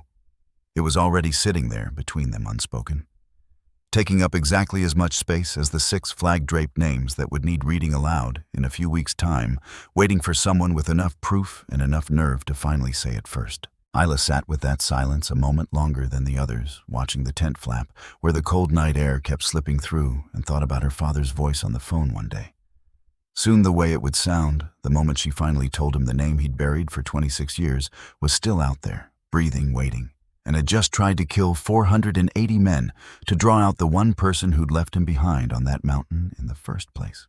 She thought too about the version of herself that had stood in a doorway at 14 watching him close a shoebox, like it was something sleeping, and wondered whether that version of her would recognize the woman she'd become since someone who no longer let silences sit unquestioned, who had learned the hard way on a ridge above a burning convoy that some doors needed opening no matter what waited behind them, whatever came next. However far this went, she understood now that there was no version of this story where she simply walked away and let it stay buried. Not anymore. Not after everything the mountain had already cost, and not after everything it still stood to take before this was finally truly finished. Dominic Reyes didn't run when they came for him. That was the strange part. The detail that stayed with Isla longest afterward, whenever she found herself thinking back on this whole tangled chapter of the ordeal. Isla expected running, expected shouting, expected some scramble toward the wire or a hand reaching for a weapon he wasn't authorized to carry. Instead, he just sat there in the contractor's trailer satellite phone still warm on the table in front of him, and looked at Boone with the flat, exhausted expression of a man who'd been waiting for this exact moment longer than anyone around him, realized longer perhaps than he'd ever admitted to himself in the quiet hours before any of this began. "You know why we're here," Boone said. "I do." "Then start talking." Reyes exhaled, long, slow. The exhale of a man setting down a weight he'd carried too far to remember what it felt like without it pressing on his shoulders, a weight that had apparently followed him into every quiet moment of the last 8 months, waiting patiently for exactly this kind of room to finally be set down in. "Vale found me 8 months ago," he said. "Not the other way around. He knew things about me, my daughter's medical bills, my ex-wife's new address, things that shouldn't have been findable and were which told me from the very first conversation exactly how thorough this man had become in 26 years of having nothing else to occupy his time." He looked up, eyes red-rimmed, hollowed out from more sleepless nights than 4. "You want to know what a man does with that kind of leverage sitting on his kitchen table? He does what he's told." "You gave him convoy timelines," Isla said. Not a question. "I gave him timelines, coordinates. Whatever kept my daughter's name off whatever list he was keeping somewhere in that head of his, because when a man shows you evidence, he already knows where your family sleeps at night. The calculation stops feeling like much of a choice at all." His hands folded on the table tightened until the knuckles went pale. "I didn't know people would die. I told myself I didn't know. Every single time I told myself that." 6 men died at Kestrel Pass. Isla let the number sit in the air between them a moment before continuing, watching it land on his face like a physical weight. "I know how many died." His voice cracked just slightly, just enough to sound almost human again after months of careful professional detachment. "I know exactly how many. I've counted them every night since lying awake running the number over and over like it might somehow come out smaller." Boone leaned in both hands flat on the table. "Who's above Vale? Who's paying for this coordinating? This a man living off-grid for 26 years doesn't build a network like this alone. Not one that reaches this deep into our own scheduling." Reyes went quiet again. And this time the quiet had a different shape to it. Not exhaustion, but fear. Real fear. The kind that made a man's eyes flick toward the trailer door before he answered. Like the walls themselves might be listening for the wrong name. He glanced once at the small window of the trailer, as though checking that it was still dark outside. still safe enough to say what he was about to say. And Isla found herself wondering exactly how many nights he'd spent doing that same nervous check, before finally deciding tonight that the fear of staying silent had outgrown the fear of speaking. "I don't have proof," he said, "but I have a guess. And if I'm right, saying it out loud in this trailer might be the last mistake I ever make." "Say it anyway." Reyes looked at Isla for a long moment. Long enough that something passed between them, recognition, maybe one person who'd made an impossible call looking at another who'd made a different one, neither of them proud of where it had left them standing. "Ask yourself," he said quietly, "who benefits from a battalion commander sitting on an air support request for 11 minutes? Because that's not weakness. That's not caution either. That's a man buying time for something to finish playing out exactly the way it was designed to play out from the start." Nobody said Crow's name. Nobody needed to. It sat in the trailer with them like a sixth person nobody had invited. Boone straightened, jaw tight, the calculation running visibly behind his eyes. Protocol against instinct, chain of command against the cold arithmetic of 6 dead men and a convoy that should have counted 480 living bodies instead of 474. "We go higher," he said again, the same words from 2 nights before, except this time they sounded less like a decision and more like the only door still standing in a building that had otherwise burned down around them. Isla lingered a moment after Boone had already turned to leave, studying Reyes one last time. There was something in his posture now that hadn't been there when they walked in, a slight loosening, the particular relief of a man who'd finally set down a secret he'd been carrying so long. It had started to feel like a permanent part of his own skeleton. "For what it's worth," she said, "the fact that you told us this yourself before we had to drag it out of you is going to matter. Not enough to erase what happened, but it'll matter."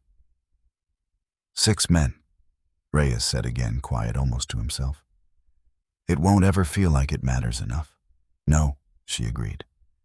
"It won't. But you don't get to decide that's a reason to stay quiet about the rest of it." They didn't get the chance to plan that either. The call came in at 0300, a relay station 3 miles out, the one feeding communications to half the forward outposts along the ridge, reporting an intrusion. Not an attack. Something quieter. Something that left almost no trace behind it. Someone had gone in and pulled hardware-wiped drives clean left. Almost nothing except a single burned data cartridge that Milo Pale bandaged, refusing point blank to stay in the medical tent where the doctors had ordered him to remain, insisted on examining himself propped up on one elbow with a stubbornness that Isla was starting to suspect he'd inherited from nobody but himself. "It's not clean," he said, turning the scorched cartridge over in gloved hands, wincing slightly at the movement. Somebody wanted this destroyed fast, not carefully. Which means whoever it was, they weren't trying to hide that something happened here. They were just trying to make sure we couldn't read what it actually said.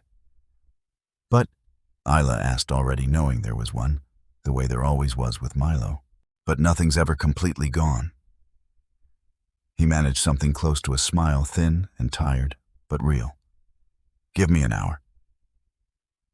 Isla stayed with him through most of it, not because she had anything useful to contribute to the technical side of things, but because sitting alone with her own thoughts right now felt more dangerous than sitting in a cramped truck watching a 23-year-old with a bandaged arm squint at corrupted data streams for hours on end. Sawyer joined them partway through, settling onto an overturned crate near the door, saying nothing, simply present in the particular way he always managed to be present without ever making a production of it. It took him 3.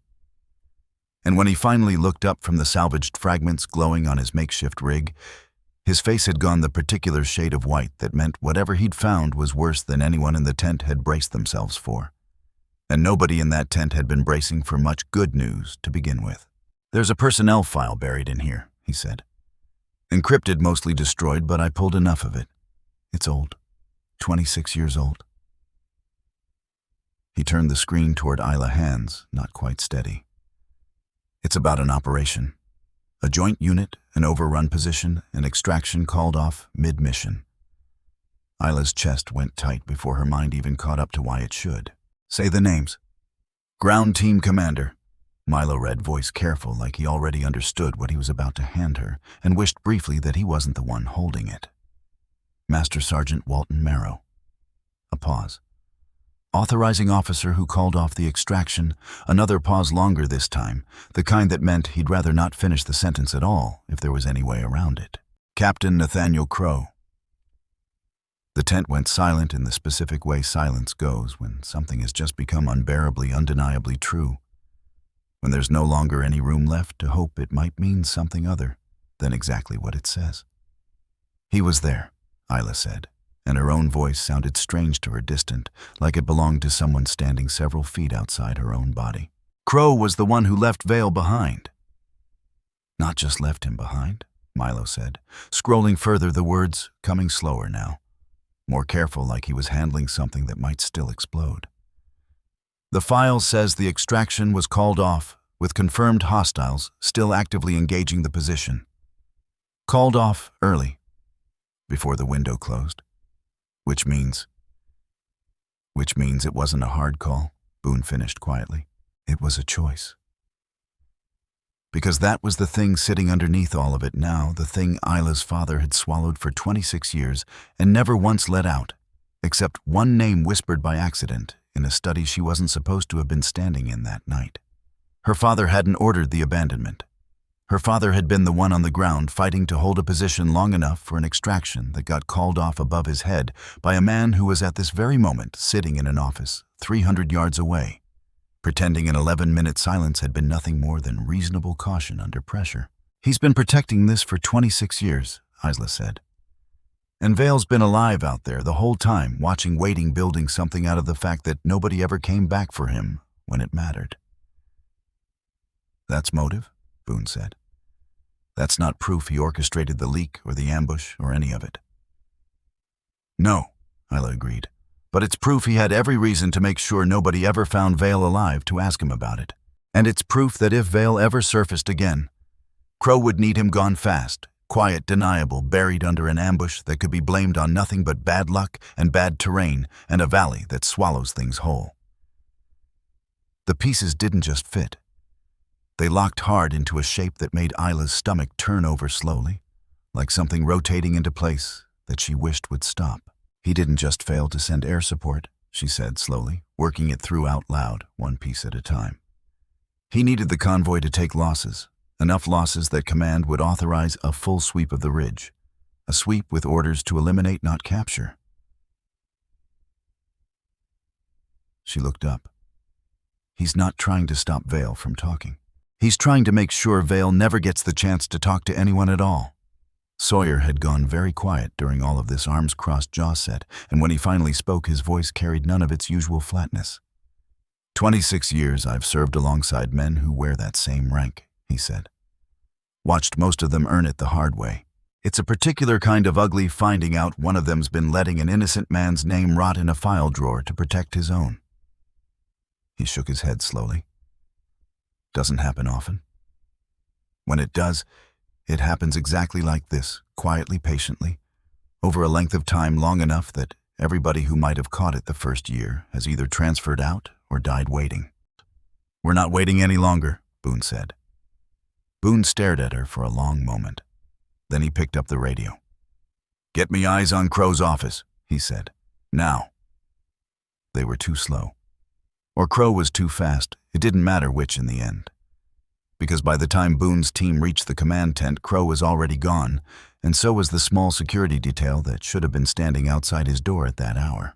A single note, handwritten, sat on his desk, and it wasn't an admission, and it wasn't an apology. It was 6 words cold as the man who'd written them. Finish it before he talks. He's gone to the ridge, Isla said, reading it once and understanding immediately the way she'd understood the wind at Kestrel Pass before her scope ever confirmed a single thing about it. It didn't take long to know exactly where on that ridge either. The relay station's last intercepted burst before it had gone permanently dark pointed to one location, the same coordinates flagged 4 nights earlier. The last confirmed position tied to Vale's signal, the one spot on the map that made sense for a man who'd spent 26 years learning that mountain's every fold and shadow. If Crow was hunting Vale, he had no reason on earth to look anywhere else. He's going to end this himself. Veil the leak, all of it buried together out there where nobody ever has to explain any of it to anyone above his pay grade. Then we move, Boone said. The drive out was silent except for the engine and the wind. Nadia rode beside Asla again the way she always did. But this time neither of them reached for the easy conversation that usually filled these rides. There wasn't room left for it. Sawyer sat across from them, checking his rifle with the particular calm of a man preparing for something he'd rather not be preparing for. And Milo, against every order the medical staff had given him, had insisted on coming too, one arm in a sling, pale and stubborn, monitoring the relay signal from a tablet propped against his knees. Because in his words, somebody needed to keep tracking Vale's last known position, and he wasn't about to trust that job to anyone with less practice reading static than he had. You shouldn't be here, Isla told him, not for the first time that morning. You needed eyes on the signal. I'm the only set of eyes trained on it. He didn't look up from the tablet. Don't waste your breath arguing with me, Marrow. I already lost that argument with the medic twice tonight. I'm not losing it a third time to you. He's got a point, Nadia said quietly, breaking her own silence at last. Stubborn's the only thing keeping half of us upright these days. Speak for yourself, Sawyer muttered, though there was something almost like warmth buried in the gruffness of it, the closest thing to affection the man ever let cross his voice out loud. They reached the high ground above Kestrel Pass an hour before dawn. The same ridge, the same throat of gray rock that had swallowed Sound and nearly swallowed 480 men just 4 days earlier. Except this time the valley was empty of convoys and full. Instead of a silence that felt worse somehow than gunfire, the silence of a story about to end, one way or another. With no more room left for anyone to look away from it, no more corridors left for it to hide down. Isla found her position on the same shelf of rock, the stone still holding the faint memory of where she'd lain days before. Nadia beside her spotter scope steady, despite everything. Despite the hour, despite the ache, Isla could see behind her eyes that she was refusing on principle to acknowledge out loud. There, Nadia said, voice low. Movement, west wall. That's Vale's position. Isla found him through the scope, an older man, gray-bearded, moving with the careful economy of someone who'd spent 26 years learning exactly how much movement the mountain would forgive him, and how much it wouldn't. Ronan Vale. 50 years old, and every one of those years sat visibly in the way he held himself, in a stillness that came only from having nothing left to lose, and knowing it completely all the way down. And there, Nadia added, scope shifting. South approach. That's Crow. He's not alone, 2 men with him, moving fast, moving quiet. He's going after Vale himself. Isla, if Crow reaches him first. I know. She was already moving, sliding down off the shelf, radio pressed close to her mouth as she spoke to Boone. I need eyes on both positions. We cannot let Crow make contact before we do. Copy, moving to intercept. But the valley had other plans. It always did. The first shot came from Crow's position, sharp and sudden, and Isla's whole body went cold because that shot wasn't a warning. That shot was meant to kill, plain and simple, no ambiguity left in it at all. It missed. Barely. Vale rolled behind rock with the reflexes of a man who'd survived worse than this for longer than most people survived anything at all. And then the whole ridge lit up again, except this time it wasn't insurgents against Marines. This time it was Crow's 2 men against Vale. A private, brutal, entirely unofficial war, being fought in the dark for reasons that had nothing to do with any flag either side claimed to be serving. Hold your fire, Isla said into the radio, sliding into position on a lower outcrop scope, finding the chaos below. Nobody shoots until we know exactly what we're looking at down there. Isla, Crow's trying to kill him. I know. I need him alive. Why? Because he's the only living proof of what Crow did 26 years ago. If Vale dies here tonight, the whole truth dies with him. And Crow walks away clean forever, and my father carries a silence for the rest of his life. That was never his to carry in the first place. Below, Vale had gone still behind a slab of rock, breathing hard blood already dark along one arm, where Crow's man had grazed him in the first exchange. And then, in the strange quiet between bursts of fire, his voice carried up the ridge, rough, aimed at nothing and everything at once. 26 years, he called out. 26 years. I waited for someone to come back for me. Nobody ever did. And now the same man who left me on this mountain wants to bury me on it too, so the story finally ends the way he needs it to. Vale, Isla's voice sharp, cutting across the rock. Stand down. I'm not here to kill you. A pause, then incredulous, almost bitter, almost laughing. Who says that to a dead man walking? I say it, because I think you already know exactly what I want to ask you. Another pause longer, and something in Vale's posture shifted. Not surrender, not yet, but recognition, the particular stillness of a man realizing the voice, calling down to him, carried a weight he hadn't expected to hear on this mountain again. Not after all this time. Marrow, he said, not a question. A name landing like a stone dropped into water that had gone still a long time ago. You've got his eyes.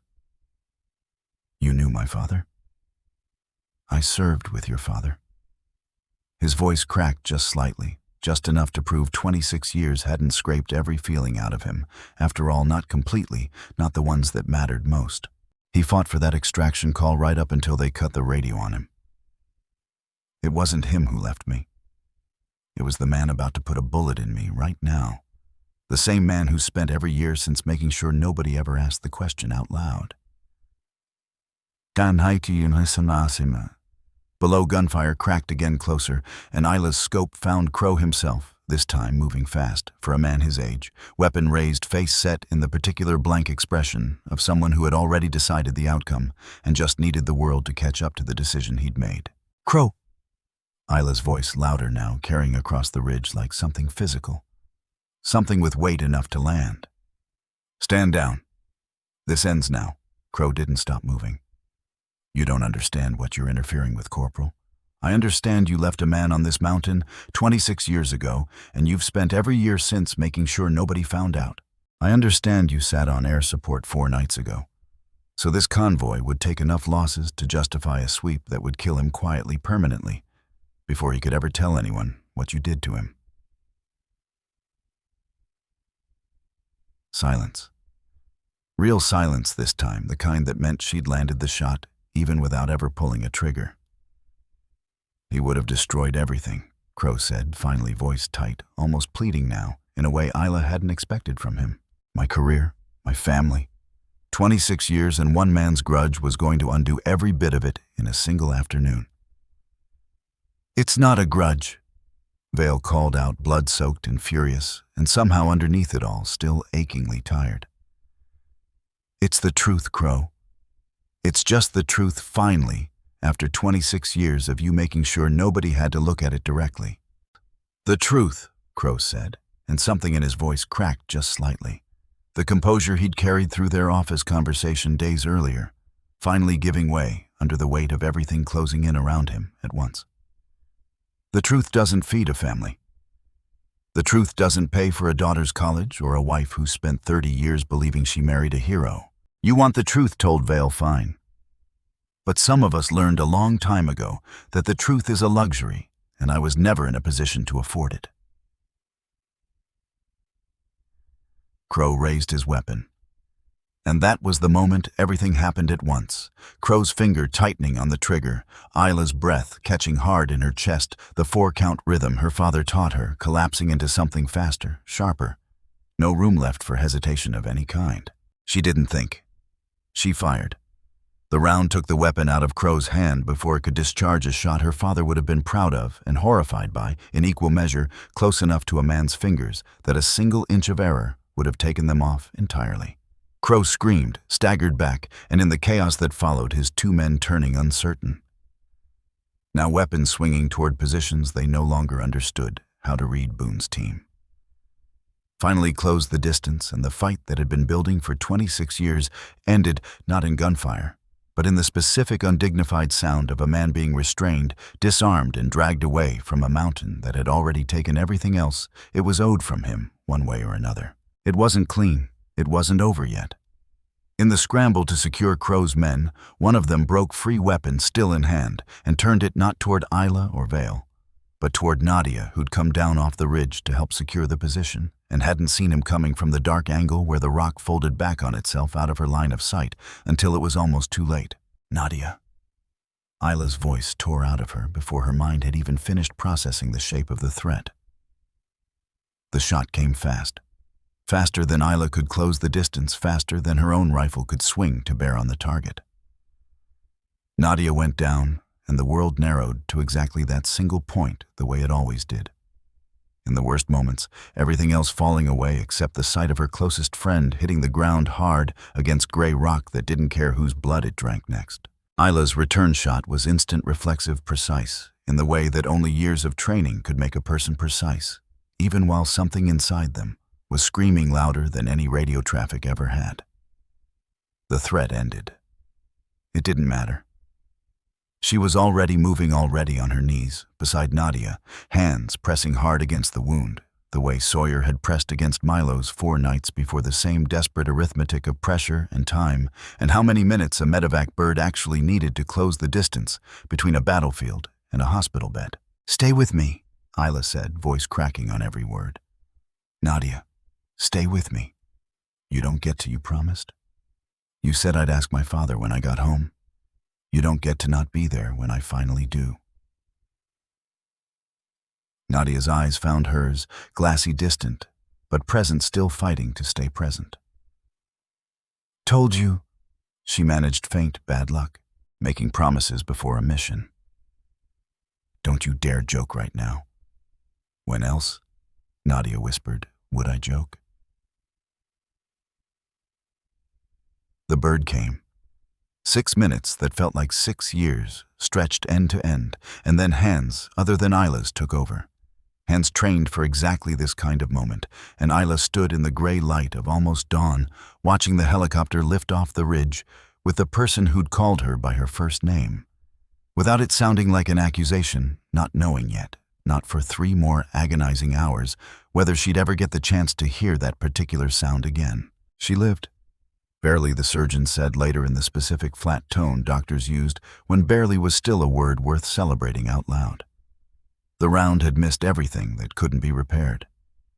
She'd walk out of the hospital in 6 weeks with a scar and a story. And Isla suspected absolutely no intention of letting either one slow her down for even a single day longer than necessary.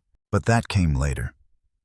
That night on the ridge, none of them knew it yet, and Isla stood in the wreckage of a decision that had cost her almost everything. To make watching Ronan Vale being helped down off the mountain, underguard his wound, dressed his face unreadable in the growing light spreading slowly over the valley below. He stopped in front of her before they loaded him into the transport. "Your father," he said quietly. "Is he alive?" "He is." "Tell him." A pause heavy with 26 years of things left unsaid, things that had been waiting patiently for exactly this moment to finally be spoken aloud. "Tell him I know it wasn't him. I always knew. I just needed someone eventually to make the man who actually did it answer for it out loud in front of people who couldn't look away anymore." His eyes tired and old, and finally something close to at peace held hers steady. "I never wanted those Marines dead, you know. Not one of them. I only ever wanted Crow." The ambush at the pass was aimed at drawing him out, Vale said, making him panic, making him sit on that air support long enough that command would finally ask questions about why a battalion commander hesitates 11 minutes during an active engagement he's fully equipped to support. "I never fired a shot at anyone who wasn't already shooting back at me first. I made sure of that. Every single time, no exceptions." He exhaled, and something in his shoulders loosened, like a weight finally set down after 26 years of carrying it steadily uphill without ever once putting it down to rest. It was never about them. It was only ever about him. The words landed in Isla's chest and rearranged something there, every assumption she'd carried up this mountain about who the enemy actually was. What the fight had actually been, for folding over into a shape far sadder and far more complicated than she'd let herself imagine even in her darkest guesses. Because Vale wasn't a monster. He was a man. The system had buried alive, and then spent 26 years quietly hoping would stay that way, forgotten, filed under a name nobody wanted to say out loud. And the 480 Marines who'd walked into his ambush had never actually been his target at all. They'd only ever been the fire he'd needed to light in order to finally get the one man who mattered to answer publicly for what he had done to him. "He's going to face a court," Isla said. "Crow, for all of it." "Good," Vale said. And then quieter, almost to himself, almost like he didn't quite believe it yet. 26 years. I would have settled for someone believing me a lot sooner than this. He looked past her, then up toward the brightening sky, and for a moment something almost peaceful crossed his weathered face, the particular calm of a man setting down a weight he'd carried so long. He'd forgotten what walking upright without it might actually feel like. "Strange thing, ma'am," he added, to finally be done. "I spent so long planning for this exact morning that I never once let myself imagine what came after it." "What do you think comes after it?" "I don't know yet," he said honestly. "Maybe that's all right. Maybe not knowing is its own kind of freedom after 26 years of knowing exactly what each day was for." They led him away, and Isla stood on the ridge in the pale gray light of a dawn that had cost more than any of them wanted to sit down and count, thinking about her father, about the box in his closet, about a name he'd said once and never again. Because some stories he'd told her weren't his to tell alone, not without the other man's permission to finally set them free. Boone found her there a few minutes later, watching the transport vehicles pull away down the switchback road, dust settling slow behind them in the strengthening light. He didn't say anything at first, just stood beside her, the way he had on the valley floor days earlier, and when he finally spoke, his voice carried none of the measuring tone he'd greeted her with 3 months ago. "You were right," he said, "about all of it. From the very first radio call. Doesn't feel like being right is worth much right now." "No," he agreed. "It rarely does in this line of work. But it matters anyway. Crow answers for 26 years of silence starting today, because a Marine who'd been on this base 3 months decided the truth was worth more than her own career." He looked at her directly, then something unguarded in his expression that she hadn't seen from him before. "For what it's worth, Marrow, I'm glad Command sent you here. Whatever clerical error half this base assumed put you on my roster, I hope somebody never corrects it." It was, she understood, the closest thing to an apology and a tribute both that a man like Griffin Boone knew how to offer. And she let it sit exactly where he'd placed it, unadorned, because dressing it up with more words than that would have cheapened it. She understood now. He'd been protecting Vale's memory the only way he knew how, by refusing to let anyone twist the story into something it wasn't, even if that meant carrying the shape of the truth alone in silence for 26 years. He hadn't been hiding shame. He'd been holding a silence in trust, waiting without ever quite admitting it to himself for the day someone might actually come looking for the whole truth instead of a version of it that was easier for everyone else to live with. She called him that night, standing outside the medical tent where Milo was recovering, and Nadia would join him within the hour, satellite phone pressed to her ear, her father's voice coming through thin and distant and instantly achingly familiar, in a way that made her throat tighten before she'd even said a full sentence. "Dad," she said, "I need to ask you about the box in your closet." A silence on the line. Long enough that she thought for a moment he might do what he'd always done and change the subject, gentle but immovable as a wall she'd never once managed to get around. Instead, his voice came back rougher than she'd ever heard it in her whole life. "Vale," he said. "Not a question. He's alive, Dad. He's alive, and he's been alive this whole time, and the man who left him on that ridge is finally going to answer for it in front of everyone in a room where nobody gets to look away." A long breath on the other end, the sound of 26 years finally exhaling all at once, all together, like something that had been held too tight for too long. "I tried," he said, voice cracking in a way she'd never once heard from him, not in her entire life, not even at her mother's hardest moments. "I tried to hold that position. I fought for that extraction until they cut me off completely, until there was nothing left to fight with. I never stopped believing he might still be out there somewhere all these years. He stopped. I never had proof.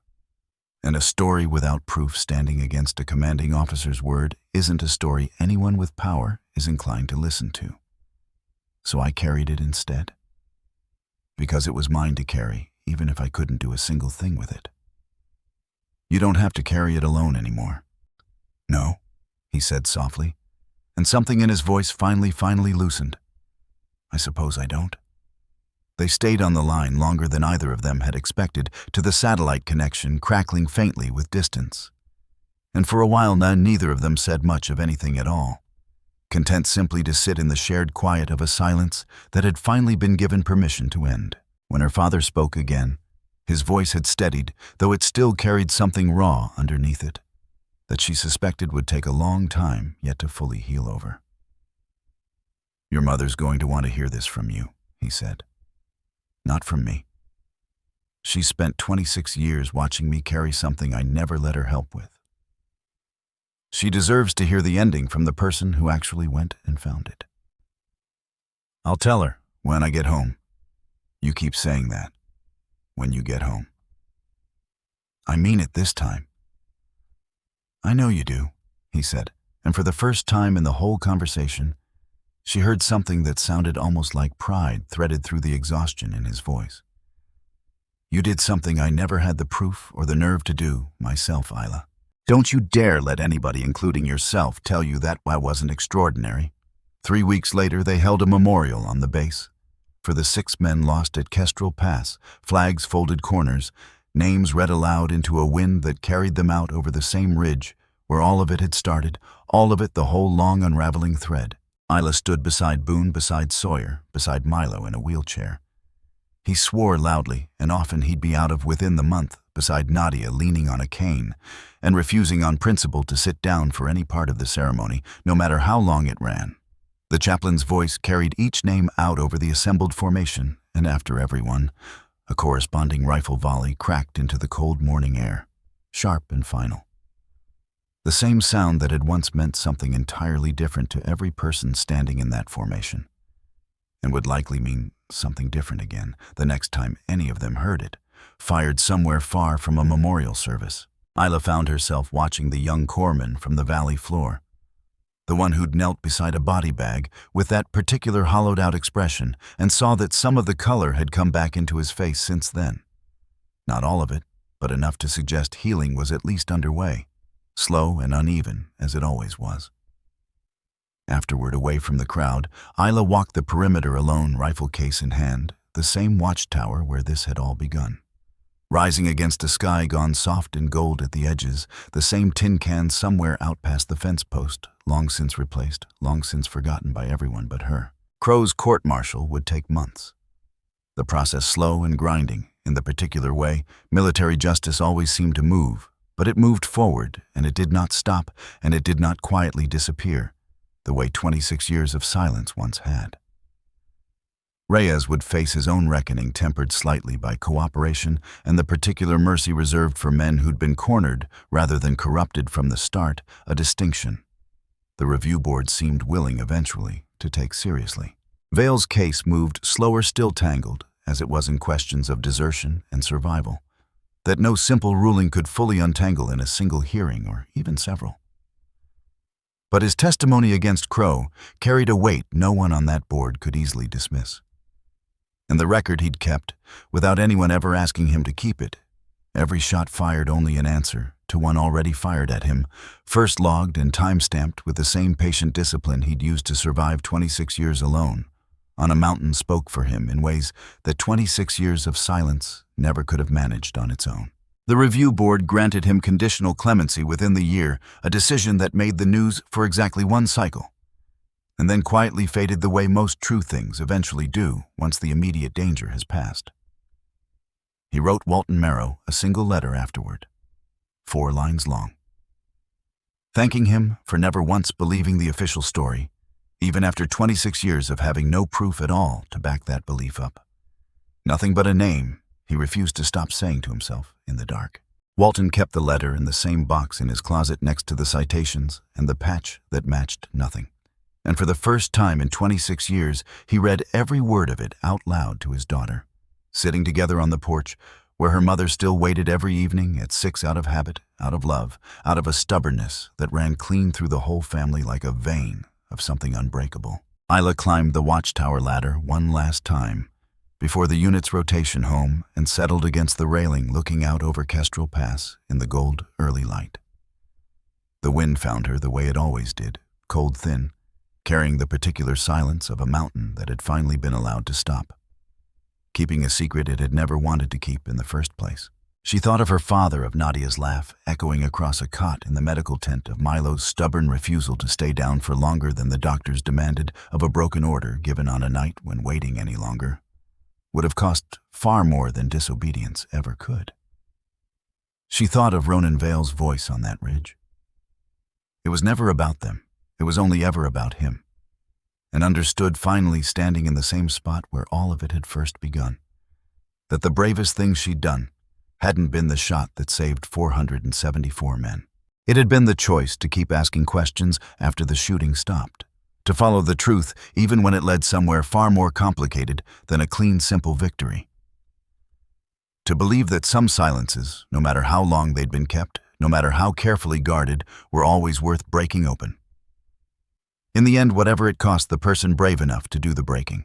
She thought, too, about the version of herself that had climbed this exact tower a lifetime ago now. Though it had only been days, worried about nothing bigger than whether a 5'3" woman with a rifle would ever be taken seriously by the men she served alongside. That worry felt small now, distant, almost quaint against everything the intervening days had asked of her. She hadn't stopped being underestimated. She doubted she ever fully would not in this line of work, not by every man who crossed her path.